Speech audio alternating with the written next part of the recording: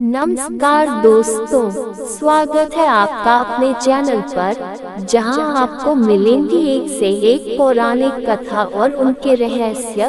अगर आप चैनल पर नए हैं तो चैनल सब्सक्राइब कर ले और बेल आइकन को प्रेस करें ताकि नई कहानी या कथा सबसे पहले आपके पास पहुंचे। तो चलिए सुनते हैं आज की कहानी। दोस्तों, सत्यवादी राजा हरिश्चंद्र की कहानी सदियों से अनुकरणीय है। सत्य की चर्चा जब भी कही जाएगी, महाराजा हरिश्चंद्र का नाम जरूर लिया जाएगा। सूर्यवंशी सत्यव्रत के पुत्र राजा हरिश्चंद्र, जिन्हें उनकी सत्यनिष्ठा के लिए आज भी जाना जाता है, उनकी सत्य के प्रति निष्ठा उनके युगों बाद भी सत्य का प्रतीक बनी हुई है। इनका युग त्रेता माना जाता है। राजा हरिश्चंद्र अयोध्या के प्रसिद्ध सूर्यवंशी राजा थे जो सत्यव्रत के पुत्र थे।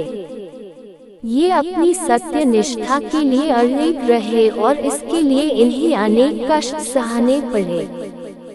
ये बहुत दिनों तक पुत्रहीन रहे, पर अंत में अपने कुल गुरु वशिष्ठ के उपदेश से एवं वरुण देव की उपासना से इन्हें पुत्र प्राप्त हुआ। राजा हरिश्चंद्र सच बोलने और वचन पालन के लिए मशहूर थे। उनकी प्रसिद्धि चारों तरफ फैली थी। ऋषि विश्वामित्र ने राजा हरिश्चंद्र की प्रसिद्धि सुनी। वे स्वयं इसकी परीक्षा करना चाहते थे। राजा हरिश्चंद्र हर हालत में केवल सच का ही साथ देते थे। अपनी इस निष्ठा की वजह से कई बार उन्हें बड़ी बड़ी परेशानियों का भी सामना करना पड़ा, लेकिन फिर भी उन्होंने किसी भी हाल में सच का साथ नहीं छोड़ा। वे एक बार जो प्रण ले लेते थे उसे किसी भी कीमत पर पूरा करके ही छोड़ते थे। राजा हरिश्चंद्र ने सत्य के मार्ग पर चलने के लिए स्वयं तक को बेच दिया था। इनकी पत्नी का नाम तारांती था और पुत्र का नाम रोहिताश। ये दोनों भी धार्मिक चरित्र के थे। राजा हरिश्चंद्र ने यदि स्वप्न में भी वाग्दान कर दिया यानी वचन दे दिया तो भी पीछे नहीं हटते थे। ऋषि विश्वामित्र की शक्ति से राजा हरिश्चंद्र ने सपना देखा कि उन्होंने अपना सारा राजपाट विश्वामित्र को दान में दे दिया है। अगले दिन जब विश्वामित्र उनके महल में आए तो उन्होंने विश्वामित्र को सारा हाल सुनाया और साथ ही अपना राज्य उन्हें सौंप दिया। जाते जाते विश्वामित्र ने राजा हरिश्चंद्र से दान उपरांत दक्षिणा में 500 स्वर्ण मुद्राओं की मांग की। विश्वामित्र ने राजा को याद दिलाया कि राजपाट के साथ राज्य का कोष भी वे दान कर चुके हैं और दान की हुई वस्तु को दोबारा दान नहीं किया जाता। तब राजा ने अपनी पत्नी और पुत्र को बेचकर स्वर्ण मुद्राएं हासिल की, लेकिन वो भी 500 नहीं हो पाई। राजा हरिश्चंद्र ने खुद को भी बेच डाला और सोने की सभी मुद्राएं विश्वामित्र को दान में दे दी।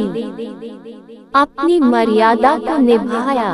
राजा हरिश्चंद्र ने खुद को जहां बेचा था वह शमशान का चांडाल था, जो शवदाह के लिए आए मृतक के परिजन से कर लेकर उन्हें अंतिम संस्कार करने देता था।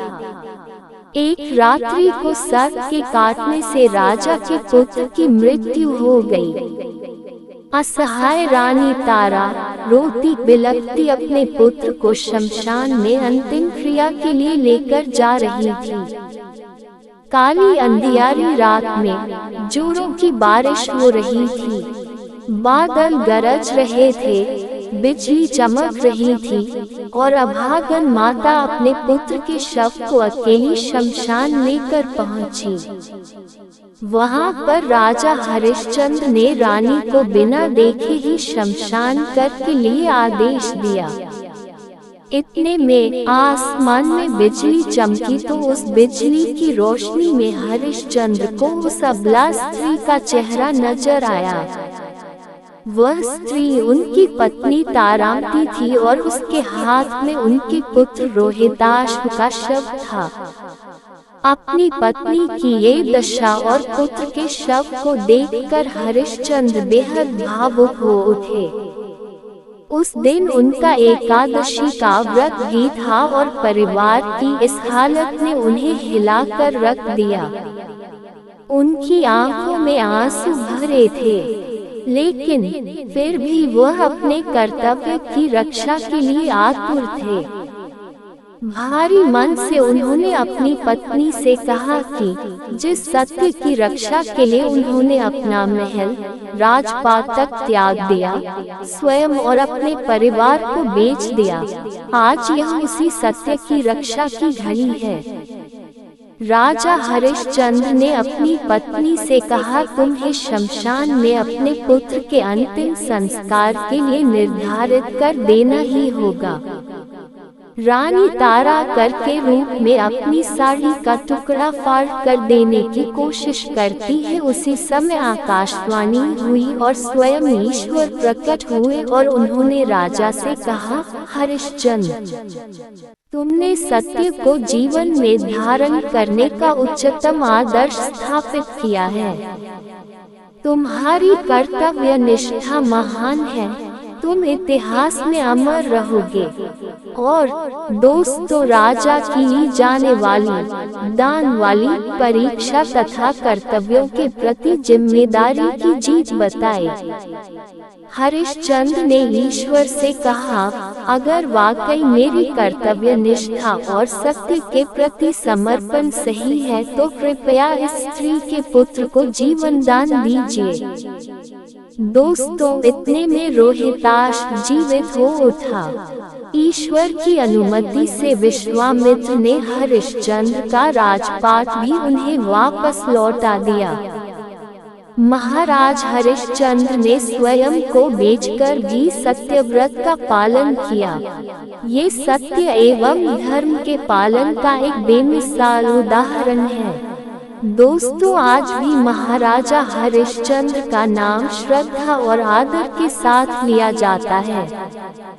चंद्र टरे सूरज टरे, टरे जगत व्यवहार, पे दृढ़ व्रत हरिश्चंद्र को, टरे न सत्य विचार। दोस्तों, ये थी आज की कहानी। उम्मीद है आपको कहानी पसंद आई होगी। कमेंट बॉक्स में जरूर बताएं आपको कहानी कैसी लगी। ऐसी ही और वीडियोस के लिए हमारे चैनल को सब्सक्राइब कर लें और बेल आइकन को प्रेस करें ताकि नई कहानी सबसे पहले आपके पास पहुंचे। कल मिलते हैं एक और नई कहानी के साथ। तब तक राधे राधे।